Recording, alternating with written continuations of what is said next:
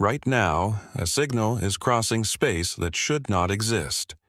Not because it's mysterious in the poetic sense, not because it's unexplained in some minor academic footnote, but because it directly contradicts the physics we have trusted for half a century. NASA has confirmed it. The scientists who spent their entire careers building the models that describe the edge of our solar system are now looking at their own data and admitting they cannot explain what they are seeing. And the machine responsible for this crisis in modern physics is not a new telescope, not a next-generation probe, not some multi-billion-dollar orbital instrument. It is a spacecraft older than the Internet, older than the Space Shuttle program, older than almost every person currently working to understand its data. It is Voyager 1, and what it just confirmed is not a small correction to a textbook. It is a finding so strange that the researchers studying it have started using a word you almost never hear in a peer-reviewed paper.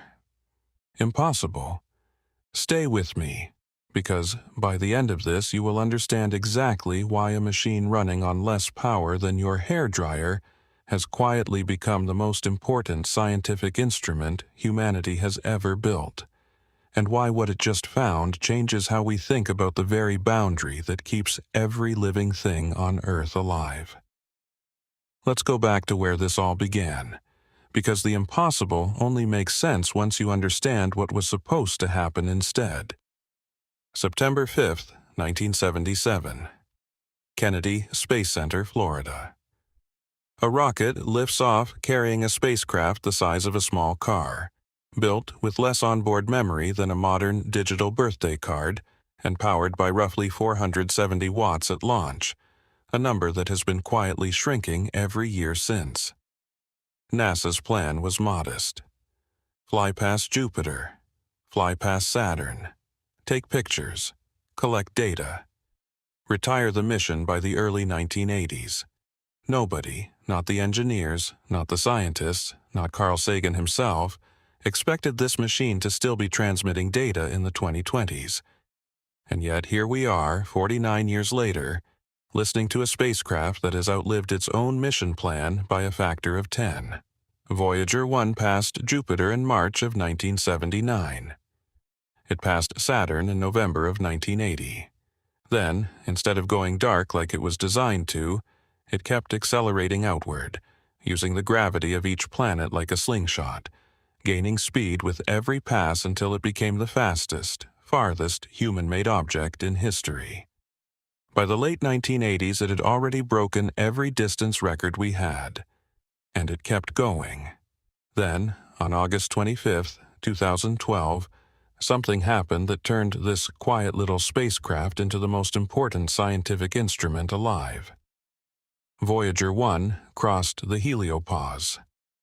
Picture the sun not just as a source of light, but as a source of wind, a constant outward stream of charged particles blowing in every direction, inflating a vast protective bubble around our entire solar system. That bubble contains every planet, every moon, every satellite, every human being who has ever lived. The outer wall of that bubble, the place where the sun's wind finally loses its strength against the pressure of interstellar space, is the heliopause. In 2012, Voyager 1 punched through that wall and kept transmitting from the other side. For the first time in human history, we had a working scientific instrument physically inside interstellar space, not observing it through a telescope from 15 billion kilometers away, inside it. And that is where the impossible began. For decades before that crossing, physicists had built precise mathematical models predicting exactly what Voyager 1 should find on the other side of that boundary. One of the most confident predictions involved magnetic fields. Inside the heliosphere, the magnetic field is shaped by the sun, twisted by its rotation into a specific, well-understood spiral pattern.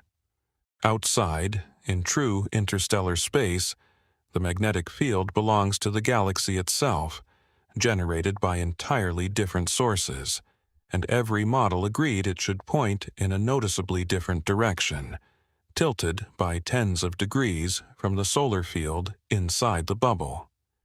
This was not a guess. This was one of the most confidently predicted numbers in all of heliophysics. When Voyager 1 crossed the boundary and measured the magnetic field on the other side, the direction had barely changed at all.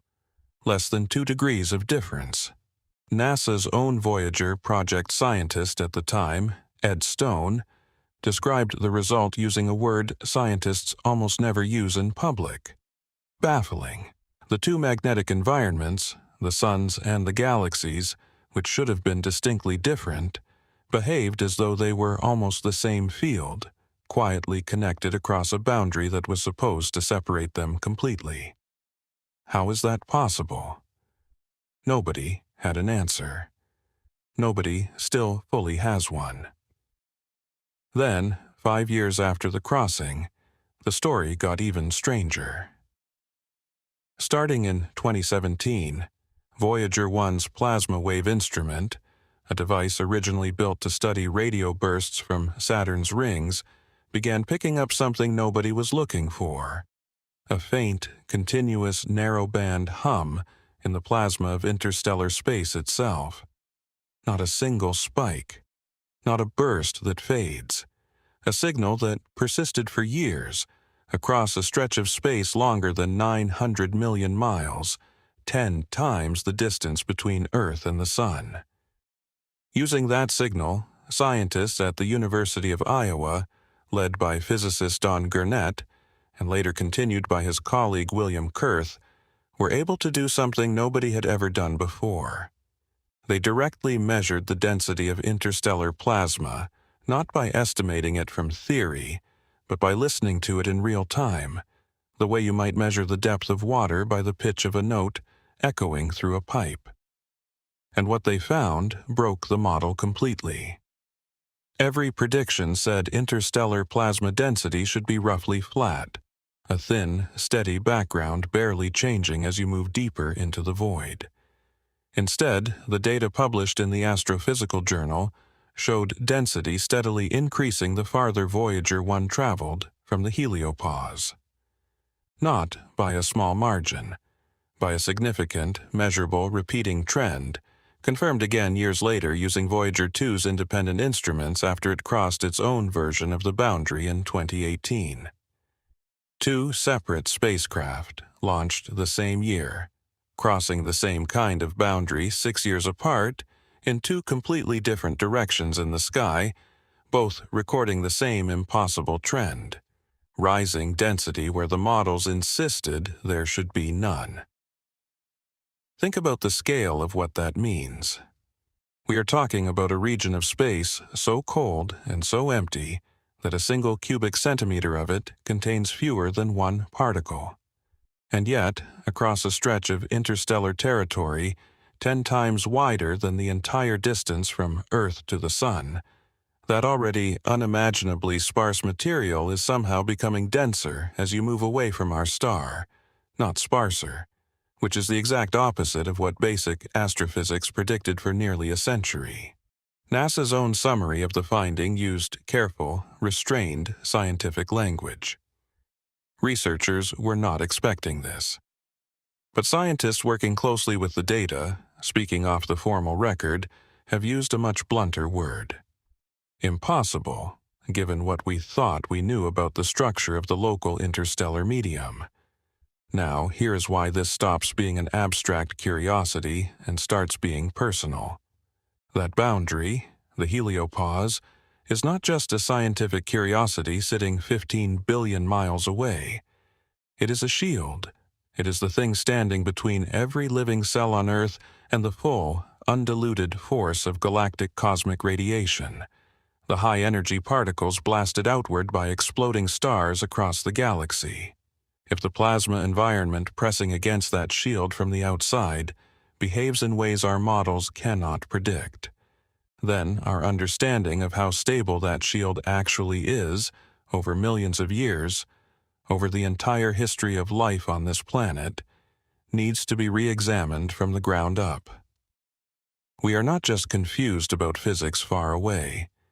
We are confused about the mechanics of the wall protecting us. And just as scientists were trying to make sense of all this, the spacecraft delivering the data very nearly stopped talking to us forever. In November of 2023, Voyager 1 began sending back gibberish. Not silence. Something worse.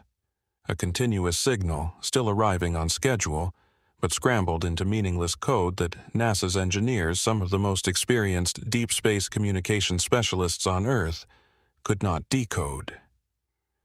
For 5 months, the spacecraft was alive but unreadable, like a patient breathing steadily while speaking in a language nobody in the room understood.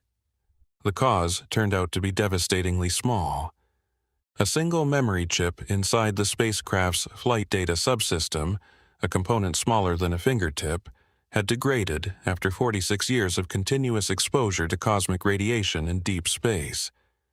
That one failing chip was corrupting roughly 3% of the memory responsible for formatting scientific data before transmission. In any other engineering scenario, you replace the part.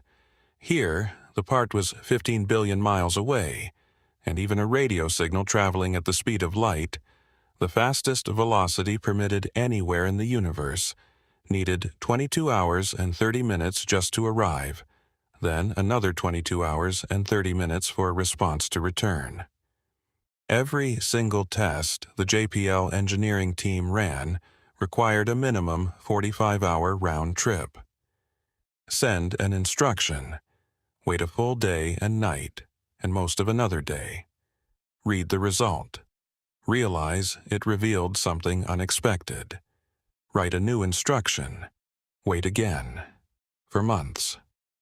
Knowing that one incorrectly formatted command sent across that distance could end the mission permanently, with absolutely no way to intervene afterward. In April of 2024, after relocating the corrupted code into unused sections of the spacecraft's memory and reconnecting every piece so it would function from its new address, the team at JPL succeeded. Voyager 1 came back online, transmitting clean, complete, readable science again. And what it resumed sending was more of that same impossible plasma signature. More density readings that should not be rising. More evidence that the edge of our solar system behaves nothing like the diagrams in the textbooks.